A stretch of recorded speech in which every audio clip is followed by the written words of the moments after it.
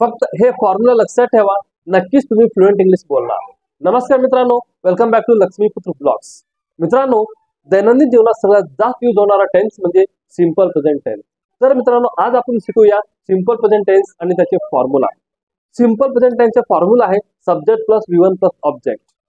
जर तुमचा subject I you we they असेल तर V1 प्लस ऑब्जेक्ट, आणि जर तुमचा सब्जेक्ट ही सी इट आणि एनी नेम राम सीता असेल तर V1 plus es or es plus object.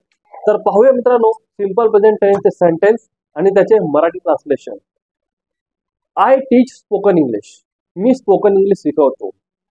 You work in the office, तुम्ही ऑफिस मध्ये काम करता। ही रीड्स बुक, तो पुस्तक वाचतो।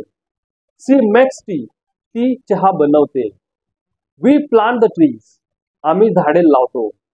दे वॉटर्स द प्लांट, ते झाडांना पाणी देतात। It runs behind the car, ते कारच्या मागे धावते। Ramesh completes homework, Ramesh homework करतो। Sneha rides cycle, Sneha cycle चालवते।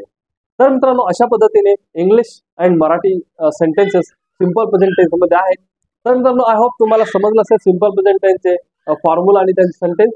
अशा प्रकारे इंग्लिश अँड मराठी सेंटेन्स मी तुम्हाला सांगितलेलं आहे। जर मित्रांनो तुम्हाला काही डाऊट असेल आणि जर तुम्हाला अजून डीप मध्ये जाऊन सिंपल प्रेझेंट टेन्स शिकायचं असेल तर मी ऑलरेडी एक व्हिडिओ अपलोड केलेले सिंपल प्रेझेंट टेन्स, ते तुम्ही व्हिडिओ बघू शकता। आणि काही डाऊट अथवा क्वेरी असेल तर नक्कीच तुम्ही मला विचारू शकता। जर मित्रांनो व्हिडिओ आवडल्यास नक्कीच लाईक, शेअर आणि सबस्क्राईब करा, आणि अशाच प्रकारे नवनवीन व्हिडिओसाठी माझ्या चॅनलला फॉलो करा। धन्यवाद मित्रांनो।